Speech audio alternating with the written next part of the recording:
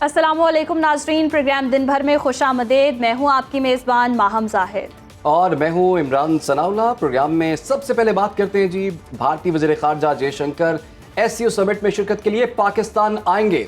वो शंघाई ताउन तंजीम कॉन्फ्रेंस में शिरकत करेंगे। शंघाई ताउन तंजीम का सरबराही इजलास 15 और 16 अक्टूबर को इस्लामाबाद में होगा।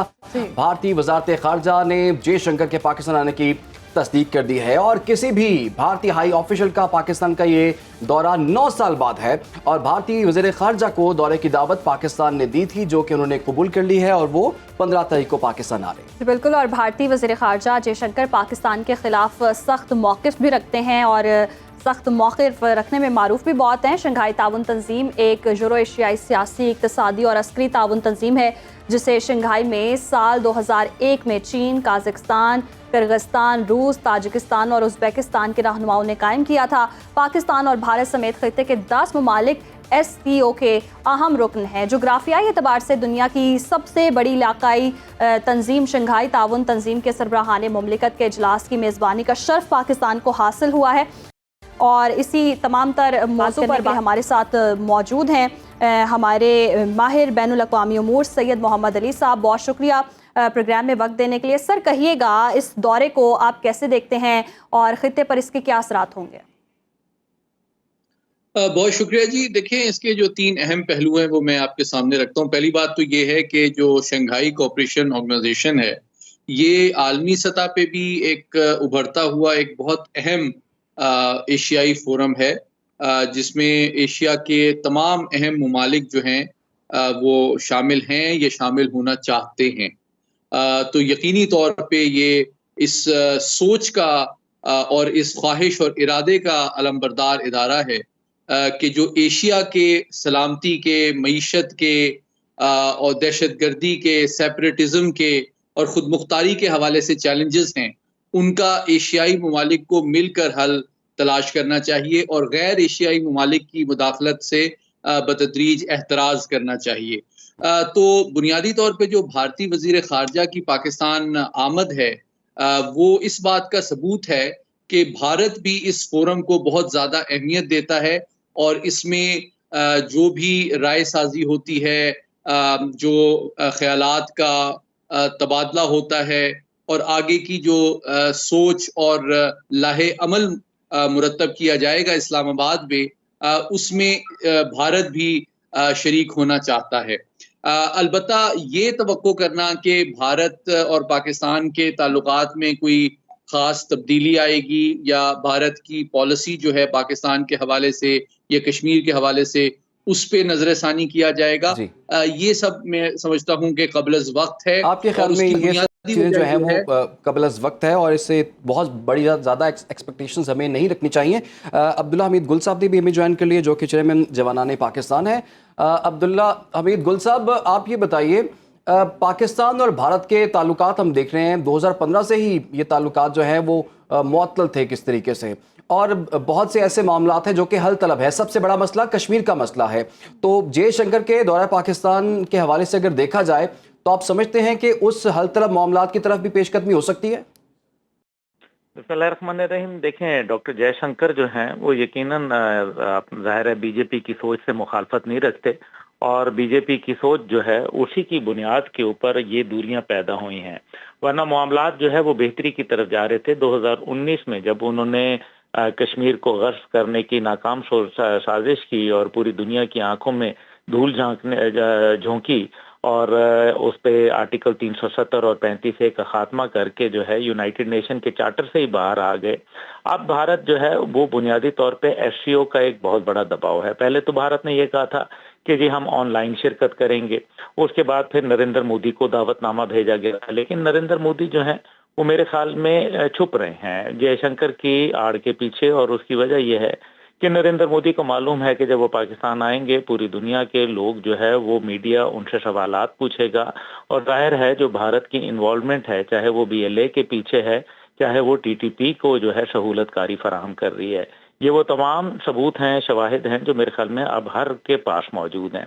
تو ایسی صورت میں ظاہر ہے وہ تو چیف ایگزیکٹو ہیں، اور چیف ایگزیکٹو جو ہے اس کی بات جو ہے وہ حتمی ہوا کرتی ہے، اس لیے ڈاکٹر جے شنکر جو ہے ان کو ایک ڈھال بنا کے جو ہے وہ کوشش کی جا رہی ہے۔ لیکن ساتھ ہی ساتھ میں یہ کہوں گا کہ جب بھی ایسے کوئی شنگھائی تعاون تنظیم ایک بہت بڑا فورم ہے اور دنیا کے اندر ایک متبادل کے طور پر پہچانا جا رہا ہے، اس کے تحت جو ہے بھارت اور پاکستان کی جوائنٹ ملٹری ایکسرسائزز بھی جو ہے وہ سینٹرل ایشیا کے اندر ہم نے دیکھی ہیں۔ لیکن ساتھ ہی ساتھ میں یہ کہوں گا کہ یہ یقیناً خوش آئند تو ہے، پاکستان نے تو ایک بڑا دل کر کے اپنی سفارتکاری کو ہمیشہ کی طرح سامنے صاحب رکھا۔ یقیناً یہ ایک خوش آئند ہے۔ سید محمد علی صاحب، آپ کی جانب آؤں گی، کہیے گا بھارتی خارجہ پالیسی میں یہ ایک بڑی تبدیلی ہے، کیا اس کی وجہ آپ کو لگتی ہے کہ گزشتہ انتخابات میں بی جے پی کی جو مقبولیت تھی اس میں کمی ہوئی تھی، یا علاقائی سیاست میں کئی محاذوں پر بھارت کی پسپائی ہوئی؟ میں سمجھتا ہوں کہ جو بھارتی وزیر خارجہ کا پاکستان کا ایس سی او میں شرکت کے لیے دورہ ہے، یہ ان کی پالیسی میں تبدیلی کا غماز نہیں ہے، بلکہ اس سے یہ ظاہر ہوتا ہے کہ ایس سی او کے بڑھتی ہوئی اہمیت اور اس فورم کا جو دنیا میں اثر و رسوخ ہے اور ایشیا کی جو سیاست اور تصویراتی مستقبل ہے، اس سے بھارت اپنے آپ کو الگ نہیں کرنا چاہتا، اور اتنے بڑے فورم جو کہ پاکستان میں منعقد کیا جا رہا ہے سربراہ کے لیول پہ، اس میں پارٹیسپیٹ کرنا وہ خود اپنے مفاد میں سمجھتا ہے۔ اس کا مطلب یہ نہیں ہے کہ وہ اس کی جو سوچ ہے پاکستان کے حوالے سے، کشمیر کے حوالے سے، اس پہ وہ نظر ثانی کے لیے تیار ہے۔ ویسے بھی جو ایس سی او کا فورم ہے، اس کا جو بنیادی ایجنڈا ہے وہ ایشیا کے کامن مفادات ہیں، جس میں دہشت گردی ہے، جس میں سیپریٹزم ہے، جس میں بیرونی مداخلت ہے، یہ تمام معاملات ہیں، منشیات کی جو فروخت اور ترسیل ہے، یہ تمام معاملات جو ہیں جو کامن خدشات ہیں سلامتی کے ایشیائی ممالک کو، ان پہ بحث ہوگی، لاہ عمل مرتب کیا جائے گا۔ اور میں آپ کے توسط سے ایک اور بات بھی بتانا چاہوں گا کہ جس طرح ابھی عبداللہ گل صاحب نے بھی کہا، جو پہلے ملٹری ایکسرسائزز ہوئی ہیں جس کا پاکستان بھی حصہ رہا ہے ایس سی او کے فورم سے، اس میں بسا اوقات بھارت کا جو کردار ہے اس کے حوالے سے چین میں اور ایون روس میں بھی خدشات اور سوالات جنم لے رہے ہیں، کیونکہ امریکہ کے بھارت آپ جانتے ہیں بہت قریب ہو چکا ہے، اور ایشیا کے اندر چین کے مفادات کے خلاف میں سمجھتا ہوں کہ بھارت جو ہے اپنے آپ کو فرسٹ لائن آف ڈیفنس کے طور پہ امریکہ کے سامنے پیش کر رہا ہے۔ تو میں سمجھتا ہوں کہ ایس سی او کے فورم میں بھارت کو ایک تواہن و کراہن برداشت تو کیا جا رہا ہے، لیکن اس کے حوالے سے خدشات روس، چین اور دیگر تمام ممالک میں بھی بڑھ رہے ہیں، کیونکہ یہ دہشت گردی کی مختلف تنظیموں کی پشت پناہی بھی کر رہا ہے، اور یوں لگتا ہے کہ وہ امریکی مفادات کا ایشیا میں علمبردار ہے۔ تو یہ تمام حقائق کو سامنے رکھتے ہوئے یہ خوش آئند بات ہے کہ پاکستان میں اتنا بڑے پیمانے پہ سربراہ اجلاس کا ایس سی او میں منعقد ہونا اس بات کا ثبوت ہے کہ ایشیا کے تمام اہم ممالک پاکستان کو بہت اہمیت دیتے ہیں اس خطے کی سلامتی اور مستقبل کی پالیسی سازی میں، اور بھارت اس سے اپنے آپ کو اس پروسیس سے الگ نہیں رکھنا چاہتا، اس میں شریک ہونا چاہتا ہے۔ لیکن اس موقع پہ بھارت کی کشمیر یا پاکستان کے حوالے سے پالیسی پہ نظر ثانی کی جو توقع ہے وہ میں سمجھتا ہوں غیر حقیقت پسندانہ۔ ٹھیک ہے جی، بہت بہت شکریہ سید محمد علی صاحب ہمارے ساتھ موجود تھے۔ عبداللہ گل صاحب، آپ کا بھی بہت معاملہ بڑا اہم ہے جی، خطے میں بھارت جو ہے وہ آئسولیٹ ہوتا ہوا دکھائی دے رہا ہے۔ ہم نے دیکھ لیا کہ چین کے ساتھ اس کے تعلقات کیسے ہیں، پھر افغانستان میں جو بھارت سپورٹ کرتا رہا ہے دہشت گردوں کو، وہ بھی بے نقاب ہوا ہے۔ سری لنکا کی بات کر لی جائے، نیپال کی بات کر لی جائے، بنگلہ دیش کی بات کر لی جائے، خطے میں جو آئسولیشن ہے بھارت کی، اس نے مجبور کیا ہے کہ وہ ایس سی او کانفرنس میں شریک ہو، اور یہ 15-16 تاریخ کو 9 سال بعد یہ پہلا دورہ ہے، اور ہم امید کر سکتے ہیں کہ حالات بہتر ہی ہوں اور جو آپس میں اختلافات ہیں وہ مل بیٹھ کے حل بھی ہو جائیں، ہم بھی یہی امید کرتے ہیں۔ خیر آگے بڑھتے ہیں، ایک اور اہم معاملہ ہے جی پاکستان کا۔ تحریک انصاف کے قافلے جو ہیں اسلام آباد ڈی چوک کی طرف رواں دواں ہے۔ ڈی چوک احتجاج کے پیش نظر پی ٹی آئی کارکنوں کی پکڑ دکڑ کی بھی اطلاعات آنی شروع ہو چکی ہیں۔ ایک طرف شہر اقتدار سیل ہے تو دوسری طرف علی امین گنڈا پور پنجاب میں داخل ہو گئے ہیں۔ اسلام آباد پولیس نے خواتین سمیت متعدد کارکنان کو گرفتار کر لیا ہے۔ برہان انٹرچینج پر پولیس کی جانب سے مظاہرین پر شیلنگ بھی کی جا رہی ہے۔ دوسری طرف حکومت نے جڑواں شہروں کے اور خارجی راستوں کو کنٹینرز لگا کر نہ صرف بند کیا گیا ہے بلکہ موٹر وے M1 پر اسلام آباد سے انٹری ایگزٹ بھی بند ہے برہان انٹرچینج پر اس وقت کیا صورتحال ہے؟ ہمارے نمائندے کاشف عزیز نے ہمیں جوائن کر لیا ہے جو کہ اس قافلے کے ہمراہ ہیں. تو کاشف آپ بتائیے گا اس وقت یہ قافلہ کہاں تک پہنچا ہے، اس وقت کیا مناظر ہیں، کیا صورتحال ہے اور راستوں کی سچویشن کیسی دیکھی آپ نے؟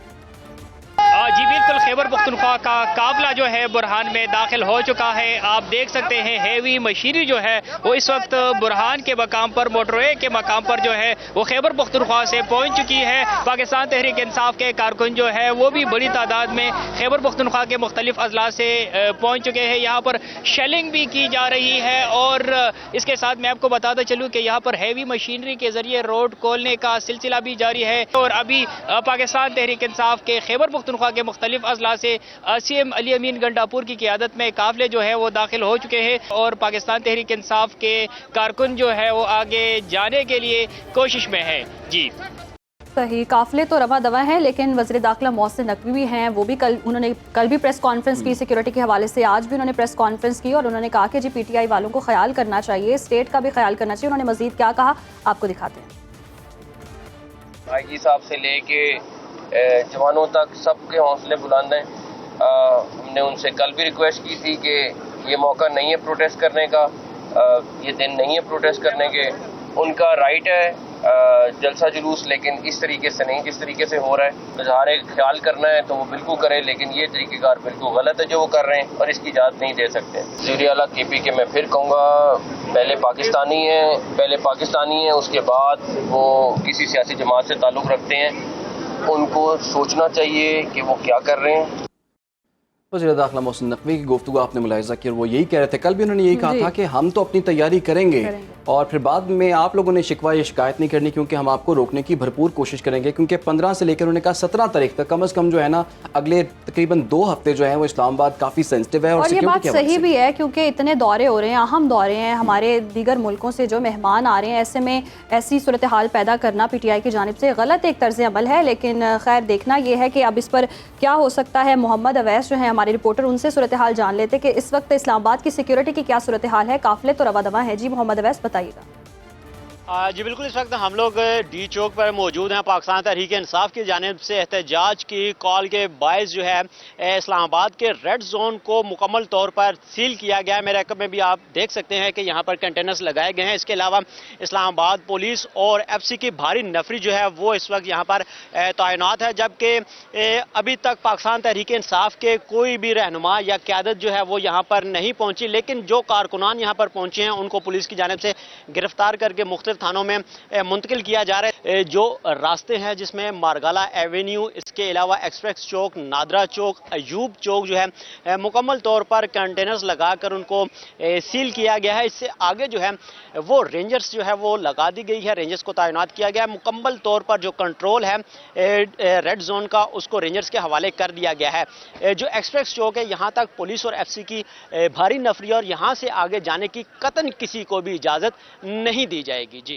بہت شکریہ. اویس ہمیں آگاہ کر رہے تھے کہ اسلام آباد میں اس وقت سیکیورٹی کیا صورتحال ہے. وہ یہ بتا رہے تھے کہ کوئی مرکزی قائدین تو نہیں پہنچے، لیکن کچھ کارکنان تو یقیناً پہنچ ہی جاتے ہوتے ہیں، لیکن جو پہنچے ان کو بھی پولیس نے حراست میں لے لیا. اسلام آباد کے مختلف راستوں کو بھی اس وقت بند کیا گیا ہے، انٹری ایگزٹ پوائنٹس کو بند کیا گیا ہے اور ادھر ہم دیکھ رہے ہیں کہ اٹک پل کی طرف سے بھی رکاوٹیں جو ہیں وہ کھڑی کی گئی ہیں اور قافلہ اس وقت رواں دواں ہے. وزیر اعلیٰ کے پی کی اور عمران کہا یہ جا رہا ہے کہ یہ انتشار پھیلانے کے لیے ڈنڈوں کے ساتھ، غلیلوں کے ساتھ کیل بھی لگائے ہوئے ہیں، شیشے بھی ہیں جن سے جی وار کرنے کی دھمکیاں بھی دی گئی ہیں اور کہا گیا کہ جی ہم پی ٹی آئی والے جو ہیں کہ بہت بڑا احتجاج کریں گے اپنی طرف سے. لیکن سیکیورٹی کے انتظامات کی اگر بات کی جائے تو حکومت نے سیکیورٹی کے انتظامات پورے کر رکھے ہیں اور انہوں نے بار بار اس چیز پر انہوں نے یہ بھی کہا کہ اگر آپ اس طرح کی کوئی ناخوشگوار یا ناگہانی صورتحال ہوتی ہے اور اگر آپ انتشار پھیلاتے ہیں تو ہماری بھی تیاری پوری ہے، کوئی نرمی نہیں برتی جائے گی. اور پی ٹی آئی کے رہنماؤں جو کارکنان ہیں ان کو بھی چاہیے کہ وہ اس جو ابھی کی صورتحال ہے پاکستان کی اس میں خیال کرنا چاہیے.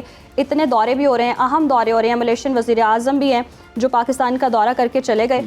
تو اس وقت جو پی ٹی آئی نے جو اناؤنس کیا اپنا احتجاج اور دھرنے کا بھی کہا ہوا ویسے انہوں نے، وہ ڈی چوک اسلام آباد جو کہ بڑا مشہور ہے. 2014 میں بھی ہم نے دیکھا تھا کہ اس وقت پی ٹی آئی نے وہاں پر دھرنا دیا تھا 126 روز کا.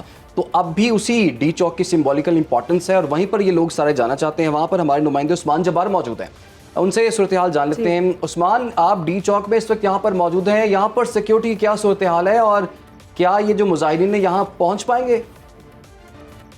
جی بالکل، پاکستان تحریک انصاف کی جانب سے آج ڈی چوک اسلام آباد پہنچنے کا جو ہے اعلان کر رکھا ہے اور یہاں پر آج ہر صورت احتجاج کرنے کا اعلان کیا گیا ہے۔ یہ وجہ ہے کہ اسلام آباد کے جو تمام داخلی راستے ہیں اس کو کنٹینرز لگا کر بند کر دیا گیا ہے۔ اس میں موجود ہوں زیرو پوائنٹ کے مقام اور یہاں پر آپ دیکھ سکتے ہیں جو کنٹینرز ہیں ان کی ڈبل لیئر لگا دی گئی ہے تاکہ شہری اس کو عبور نہ کر سکے۔ اس کے باوجود جو شہری ہیں وہ گرین بیلٹ سے موٹر سائیکل کے ذریعے جو ہے وہ گزر رہے ہیں، جبکہ انتظامیہ کی جانب سے شہر میں ایک دفعہ 144 نافذ کر دی گئی ہے اور جو ڈبل سواری ہے اس پر پابندی لگائی گئی۔ اس کے باوجود شہریوں کی بڑی جو تعداد ہے وہ موٹر سائیکل پر ڈبل سواری کر رہے ہیں، اور جبکہ اسلام آباد پولیس کی جانب سے شہر میں امن و امان کی صورتحال کو برقرار رکھنے کے لیے پولیس کی بھاری نفری تعینات کر دی گئی اور تمام جو انٹری پوائنٹس ہیں وہاں پر پولیس کی بھاری نفری تعینات ہے۔ اور جو گزشتہ رات جو ہے انتظامیہ کی جانب سے جو ایڈوائزری جاری کی گئی اس میں کہا گیا تھا کہ 24 مقامات پر جو ہے وہ کنٹینرز لگائے جائیں گے، لیکن اگر میں آپ کو اب کی صورتحال بتا دوں تو اس وقت اسلام آباد کے جو تمام داخلی راستے ہیں تمام راستوں کو کنٹینرز لگا کر بند کر دیا گیا، اور کوئی بھی جو شہری ہے وہ شہر میں داخل ہونے کے لیے اس کو بڑی مشکلات کا سامنا کرنا پڑ رہا ہے۔ گاڑیوں کا داخلہ ہے وہ ناممکن ہے، البتہ جو موٹر سائیکل کے ذریعے جو شہری ہیں وہ اسلام آباد میں داخلی راستے بند کیے گئے ہیں کنٹینرز لگا کر۔ عثمان جوار ہمیں اپڈیٹ کرے تھے اور اسی پر بات کرنے کے لیے ہمارے ساتھ موجود ہیں بیورو چیف اسلام آباد کامران خان صاحب بھی۔ بہت شکریہ آپ کے وقت کا۔ کامران صاحب، کہیے گا کہ وزیر داخلہ بھی بارہا پریس کانفرنس کر کے کہہ چکے ہیں کہ احتجاج کی جو کال دی گئی اس کو واپس لیا جائے، کیونکہ اس وقت جو پاکستان کی ہم صورتحال دیکھ رہے ہیں، ملیشین وزیر اعظم بھی دورہ کر کے واپس جا چکے ہیں، تو ایک ورلڈ وائڈ امیج بھی ہے پاکستان کا جو کہ ہمیں اچھا دکھانا ہے، اور ایسے میں پی ٹی آئی جو ہے وہ احتجاج کر رہی ہے، تو کتنا آپ سمجھتے ہیں کہ پی ٹی آئی والوں کو خیال کرنا چاہیے تھا اور ان کے مقاصد کیا ہیں اس احتجاج کے پیچھے؟ جی بالکل، دیکھیے یہ ملیشین وزیر اعظم کا دورہ جو ہے یہ بھی پہلے سے شیڈول تھا، اور اس شیڈول کے موجود ہونے کے باوجود پی ٹی آئی نے یہ کال جو ہے وہ آج ڈی چوک میں پہنچنے کی جو کال دی تھی وہ اس شیڈول کے ہوتے ہوئے دی تھی، جس سے یہ صاف نظر آ رہا تھا کہ انہیں وہ حکومت کے لیے مشکلات پیدا کرنا چاہ رہے تھے، اور اسی وجہ سے آج گزشتہ روز بھی اور آج بھی وزیر داخلہ نے بالکل باشگاف الفاظ میں ایک لاؤڈ اینڈ کلیئر میسج دیا تھا پی ٹی آئی کو بھی اور ان کے جو بھی سپورٹرز جو یہاں آنا چاہ رہے تھے ان کو بھی، کہ یہ چونکہ اس وقت پاکستان کی عزت و وقار کا معاملہ ہے کہ ایک ملیشین وزیر اعظم جو تھے وہ یہاں پر موجود تھے، اور ایسے میں اس میں ریڈ زون میں آنے کے لیے اگر وہ کسی احتجاج کی اجازت دے دی جاتی تو ظاہر ہے کہ یہ ایک بہت بڑا رسک فیکٹر ہوتا۔ تو اسی وجہ سے اس میں بہت ہی کلیئرلی یہ بتا دیا گیا تھا کہ اسلام آباد میں کسی کو آنے کی اجازت نہیں ہوگی، جو بھی احتجاج کی غرض سے یا احتجاج کی نیت سے آئے گا وہ اسلام آباد میں داخل نہیں ہو سکے گا۔ اس کے لیے بھرپور انتظامات جو ہیں وہ کیے گئے تھے، جیسا کہ ابھی ہمارے رپورٹرز نے بھی بتایا جو آن اسپاٹ موجود ہیں، کہ تمام جو راستے تھے داخلی راستے جو تھے ان کو سیل کیا گیا ہے تاکہ یہ جو ہے کوئی یہ شرپسند کوئی بھی یہاں پہ شرپسندی کی نیت سے کوئی بھی یہاں پر جو ہے وہ اسلام آباد میں داخل نہ ہو سکے۔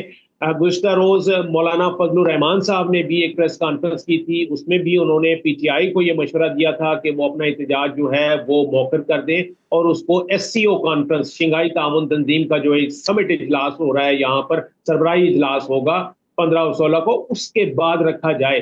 لیکن ساتھ ساتھ انہوں نے یہ بھی کہا تھا کہ یہ حکومت کو بھی یہ چاہیے کہ وہ جو آئینی ترامیم کے لیے جو انہوں نے ابھی ایک کیا ہوا ہے کہ آئینی ترامیم جو ہے وہ منظور کرانی ہے تو اس کے لیے بھی جلد بازی کا مظاہرہ نہ کریں، یہ والا کام جو ہے یہ پارلیمانی کام جو ہے۔ لیکن کامران خان صاحب، اطلاعات تو یہی آ رہی ہے حکومت جلد از جلد جو آئینی ترمیم والا مسئلہ جو ہے وہ حل کرنا چاہتی ہے، اور کل ہم نے دیکھ بھی لیا کہ 63A کا جو فیصلہ جو آ گیا اس کے بعد تو حکومت جو ہے مزید اسٹرانگ پوزیشن میں آ گئی ہے، لیکن اب اس احتجاج کا سامنا حکومت کو کرنا پڑ رہا ہے، اور ایسے میں بہت سے غیر ملکی مہمان بھی پاکستان اگلے چند روز میں آنے والے ہیں۔ حکومت کے لیے اس وقت سب سے بڑا چیلنج آپ کے خیال میں کون سا ہے؟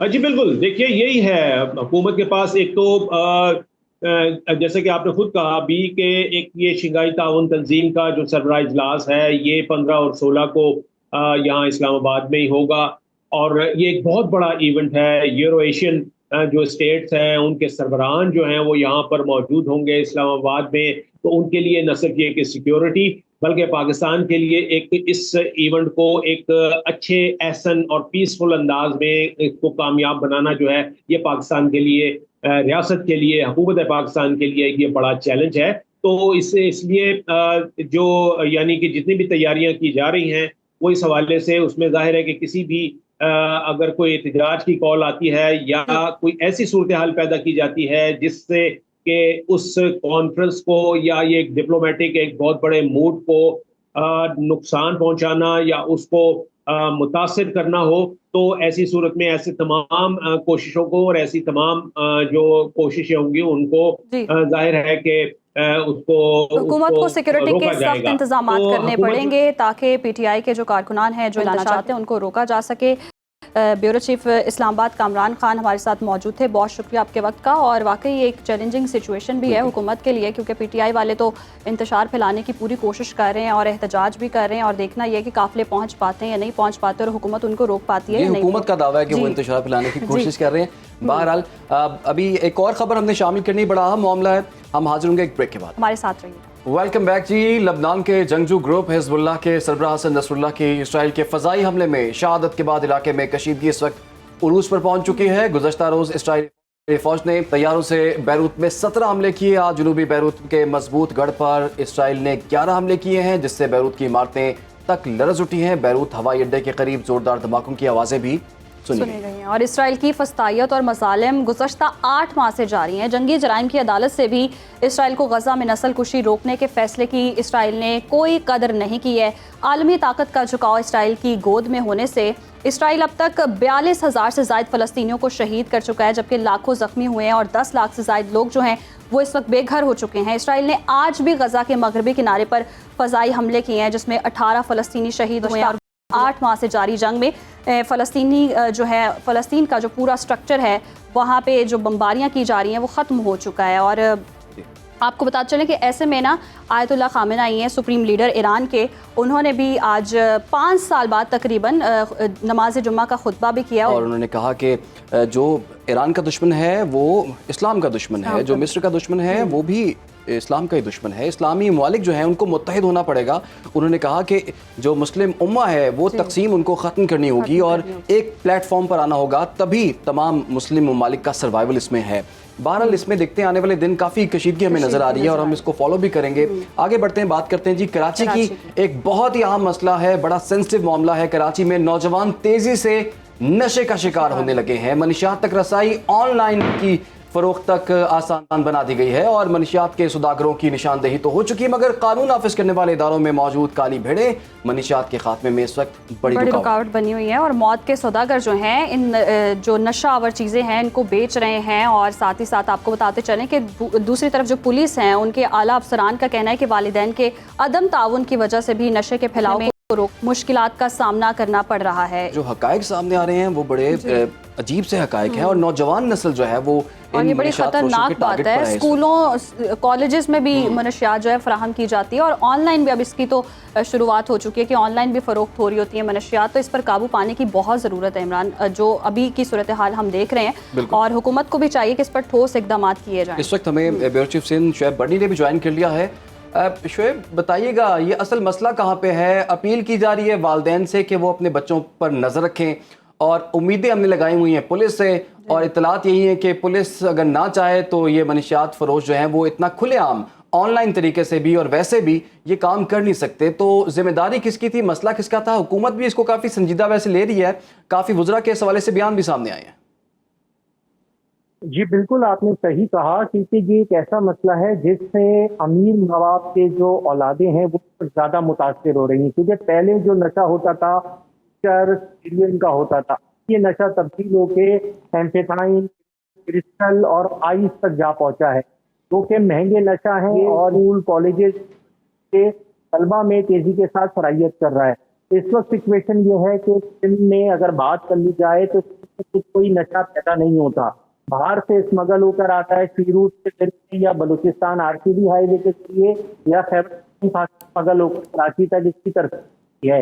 اب اس کے خلاف جو کریک ڈاؤن کیا جا رہا ہے اس میں جو متعلقہ ہیں وہ اس پہ کاروائیاں کرتے ہیں، لیکن وہ کاروائیاں کافی نہیں ہیں۔ اس وقت جو کہ صوبائی وزیر اطلاعات سنگھ بھی ہیں اور صوبائی وزیر منشیات اور نارکوٹکس کنٹرول ہیں میمن، ان کا یہ کہنا ہے کہ کراچی کے گھروں میں بچے گھروں میں جکڑے ماں باپ آئے ہیں کیونکہ وہ کرسٹل اور آئس کا نشہ کرتے ہیں، اور اس طرح کے واقعات علاقوں میں ہو رہے ہیں۔ ہم نے ایسے کئی ماں باپ کو پریشان دکھائے جو اپنے بچوں کو ریہیبلیٹیشن जाना चाहते हैं, लेकिन उनकी तादाद कम है। अगर रिहेबिलिटेशन सेंटर हैं भी तो वो बहुत ज़्यादा महंगे हैं, आम आदमी इसको अफोर्ड नहीं कर सकता। सरकारी सतह पे अभी रिहेबिलिटेशन सेंटर बनाने पर बातचीत हो रही है। इस वक्त कराची में सिचुएशन है, मर्दों के साथ साथ नौजवान लड़कियां जिनकी उम्र 16, 17, 18 साल है, वो भी इस क्रिस्टल और आइस का नशा कर रही हैं। माजी में कुछ दिन पहले जो कारसाज पे एक हादसा हुआ था, उस नताशा नामी खातून थी, वो भी नशे की तक उसने गाड़ी से टक्कर मार के मोटरसाइकिल सवारों को कुचला था। तो ये हादसा का भी सबब बन रहे हैं और अपने खानदान के लिए मुश्किलात डाल रहे हैं। बिल्कुल, खानदान की तबाही का भी ये लोग सबब बन रहे हैं। बहुत शुक्रिया शोएब बरनी आपका। और माम, ये अब सिर्फ अगर हम इसकी टाइमलाइन देखें कि अगर किसी शख्स ने नशा करना है तो नशा आ कहाँ से रहा है, उसे प्रोवाइड कौन कर रहा है, और ये कुछ सस्ता नशे की बात नहीं हो रही। आइस, हेरोइन एक महंगे नशे हैं, तो किस तरह से इन तक ये चीजें पहुंच रही हैं, बहुत बड़ा सवालिया निशान है। और हम एक संजीदा मामला है और हुकूमत को भी चाहिए कि इस पर ठोस इकदाम करें, इसको कंट्रोल करने की कोशिश करें, क्योंकि नौजवान हमारा मुस्तकबिल हैं आगे आने वाले वक्तों में। तो कराची का तो ये मसला है। इमरान, लाहौर में क्या मसाइल हैं, इस हवाले से भी बात करेंगे, लेकिन एक ब्रेक के बाद।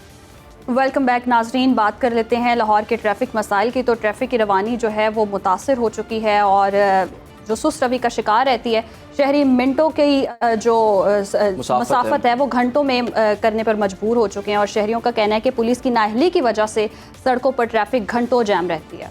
और ट्रैफिक पुलिस का यही कहना है कि हम बड़ी एफर्ट कर रहे हैं कि ट्रैफिक को रवा दवा रखा जाए। और CTO लाहौर ने इस मुतल्लिक सुनो न्यूज़ से बात भी की है। उनका क्या कहना था, पहले आपको वो दिखाते हैं। हमने फोकस किया है ज़्यादा कंजेशंस के ऊपर। हमने फोकस किया है कि हमारी जो 15 की कॉल्स आती हैं जिसमें शहरी जो हैं कंप्लेन करते हैं ट्रैफिक ब्लॉक की, उसको हम लोग अपना KPI बनाएं, उसको हमने अपना परफॉर्मेंस इंडिकेटर बनाया है। जिसके इलाके में जितनी कॉल्स हो रही हैं, इसका मतलब है कि वहाँ इम्प्रूवमेंट की ज़रूरत है। हम इंश्योर कर रहे हैं कि ट्रैफिक जो है वो स्मूथली फ़्लो करे। हमने मुख्तलिफ कैंपेन्स इसमें स्टार्ट किए हैं। हमारी वन वे वायलेशन एक ऐसी चीज़ है जिसकी वजह से बहुत ज़्यादा एक्सीडेंट्स होते हैं, उस पर बहुत ज़्यादा फोकस है। ये CTO लाहौर की गुफ्तगू आपने मुलाहिज़ा की है। इसी मामले पर बात करने के लिए हमें ज्वाइन कर लिया है ब्यूरो चीफ लाहौर तारिक गौरी साहब ने। तारिक गौरी साहब, हम तो देख रहे हैं कि लाहौर की सड़कें काफ़ी साफ़ सुथरी हैं, बनी हुई हैं, ख़राब भी नहीं हैं। हमने देखा सिग्नल फ्री रोड्स भी हैं, मुख्तलिफ कॉरिडोर्स भी बनाए गए हैं, अंडरपासेस बड़े बन चुके हुए हैं। तो फिर ट्रैफिक का मसला क्यों सामने आ रहा है, असल वजह क्या है इसकी? जी देखें, लाहौर में जो है इस वक्त 82 लाख गाड़ियाँ जो हैं वो रवां दवा हैं। इसी तरह 50 लाख तकरीबन जो मोटरसाइकिल जो है वो भी चल रही है। ये एक बड़ी तादाद है और इसको कंट्रोल करना मुश्किल काम है। लाहौर की जो ट्रैफिक वार्डन्स हैं वो तकरीबन 3000 के करीब 2 शिफ्टों में वो काम करके अपने फ़राइज़ सरअंजाम दे रहे हैं। अगर हम बात करते हैं कंजेशन की, तो इस वक्त लाहौर ट्रैफिक पुलिस जो है, ट्रैफिक वार्डन्स जो हैं, उनका कहना यह है कि आवाम जो है वो नज़्म व ज़ब्त का मुज़ाहरा नहीं करती, सब्र व तहम्मुल का मुज़ाहरा नहीं करती, जिसकी वजह से हादसात भी रूनुमा होते हैं और इसी तरह जो है वो कंजेशंस भी बढ़ती है। दूसरी जानब शहरियों का ये कहना है कि ट्रैफिक के जो इशारे हैं वो ऑपरेशंस नहीं हैं। इसी तरह ट्रैफिक के जो एहलकार हैं वो भी मौजूद नहीं होते, जिसकी वजह से हादसात भी रूनुमा होते हैं और ट्रैफिक जो है वो बेहंगम का शिकार होती है। अच्छा तारिक साहब जी, आप जी, मैं ये पूछना चाह रही थी कि अगर तो ट्रैफिक पुलिस ये कहती है कि शहरी जो हैं वो कानून को फॉलो नहीं कर रहे हैं, तो ट्रैफिक पुलिस का काम भी तो यही है ना कि कानून को फॉलो करवाया जाए। CTO लाहौर का कहना ये है कि हम गाहे बगाए आगाही मुहिम जो है वो शुरू करते भी हैं, और लेकिन आवाम जो है उसके अंदर दिलचस्पी नहीं लेती, उसके अंदर शमूलियत अख्तियार नहीं करती। हेलमेट की तकसीम की जाती है, इसी तरह जो है बैक मिरर और साइड मिरर भी तकसीम किए जाते हैं, पम्फलेट जो है वो तकसीम किए जाते हैं। इवन के स्कूल, कॉलेज, यूनिवर्सिटीज़ में भी जो है वो आगाही मुहिम को लेकर जाते हैं। आवाम जो है वो उसको चाहिए कि वो जिस तरह दुनिया में महज़ब कौमें जो हैं वो ट्रैफिक कवानीन की ख़िलाफ़ वर्जी नहीं करती, पाकिस्तान में भी लोगों को चाहिए कि वो अपने सिस्टम के अंदर रहते हुए ट्रैफिक की जो कानून हैं उसको ओबे करें और उसके ऊपर अमल दरामद कराने की भरपूर कोशिश भी करें। तारिक साहब, आपने कवानीन की बात किया, कवानीन पर अमल दरामद की बात की है। एक बहुत बड़ा मसला है तजावज़ात, और रोड के दोनों जानिब वो तजावज़ात होती हैं, उसको ख़त्म नहीं कराया जा रहा, तो उसकी वजह से भी कंजेशन बढ़ती है। जो नाजायज़ तजावज़ात हैं या भिखारी हैं और दूसरे नशा आवर वजह लोग हैं, जब वो ट्रैफिक सिग्नल्स के ऊपर आते हैं और भीख मांगते हैं या अपना जो है उसकी जो मेन जो चीज़ बनती है उसकी वजह ये कंजेशन की बनती है, ट्रैफिक जो है एकदम रुक जाती है। उसके अंदर जो है ट्रैफिक पुलिस एहलकार का कहना ये है कि ये लाहौर पुलिस की जिम्मेदारी है कि वो उनको गिरफ्तार करे, उनके ऊपर लाहौर पुलिस की जिम्मेदारी है कि वो इसको गिरफ्तार करे और कोई एक्शन लिया जाए। बहुत शुक्रिया साहब दिन भर में आपका वक्त का। पर ये बड़ा मसला है, शहरियों को भी चाहिए एहतियात करें, अगर कवानीन मौजूद हैं तो शहरियों को फॉलो भी करने चाहिए। अंदाजा भी यहाँ से लगा लें कि अगर ट्रैफिक में हम लेट होते हैं तो ये प्रोग्राम भी लेट हो सकता है। बहरहाल आगे बढ़ते हैं। जिला सरगोदा की तहसील साहिवाल के थाना तरखान वाला की नई तामीर होने वाली बिल्डिंग में नाकिस और गैर मेयारी मटेरियल के इस्तेमाल का इंकशाफ सामने आया है। महकमा बिल्डिंग ने मिली भगत करके थाने की इमारत की तामीर की 8 करोड़ रुपए की रकम की अदायगी भी ठेकेदार को कर दी है। ज़राए के हवाले से SDO बिल्डिंग के बाकायदा कमीशन की वसूली का भी इंकशाफ सामने आ चुका है। जी बिल्कुल, और इसी पर बात करने के लिए हमारे साथ मौजूद है नुमाइंदा सुनो न्यूज़ साहिवाल शकील खान। शकील, बताइएगा ये मामला क्या है और इस पर अभी तक एक्शन क्यों नहीं लिया गया? जी बिल्कुल, ये पुलिस थाना तरखान वाले की जो तामीर होने वाली नई बिल्डिंग है उसमें नाकिस और गैर मेयारी मटेरियल इस्तेमाल किया गया है। महकमा बिल्डिंग ने जो मुबैना मिली भगत से थाना की जो नई तामीर होने वाली इमारत की मुकम्मल 8 करोड़ रुपए की जो अदायगी है वो ठेकेदार को जो कर दी है। ऐसे जो बिल्डिंग ने बाकायदा जो है वो कमीशन भी वसूल कर लिया है। जबकि जब RPO सरगोदा शहजाद आसिफ खान ने जब तामीर होने वाली इमारत का मुआयना किया तो नाकिस और गैर मेयारी मटेरियल से ढांचा खड़ा किया गया था, जिसे देखकर साफ यही ज़ाहिर हो रहा था कि महकमा बिल्डिंग के SDO और ठेकेदार की मिली भगत से करोड़ों रुपए खुर्द बोर्ड करके नाकिस और गैर मेयारी मटेरियल इस्तेमाल किया गया है। RPO सरगोदा ने IG पंजाब को तहरीरी तौर पर तमाम तर सूरत-ए-हाल से आगाह किया, जिस पर IG पंजाब डॉक्टर उस्मान अनवर ने नोटिस लेते हुए सेक्रेटरी कम्युनिकेशन हुकूमत पंजाब को तमाम तर हालात से आगाह। ठीक है, बहुत शुक्रिया शकील खान, हालात से आगाह किया और हम इसका फॉलो अप भी लेंगे और देखेंगे कि इस पर क्या कार्रवाई हुई है। आने वाले प्रोग्राम्स में इस मुतालिक आपको आगाह भी किया जाएगा। फिलहाल प्रोग्राम का वक्त खत्म हो जाए, हमें दीजिए इजाजत। अल्लाह हाफिज।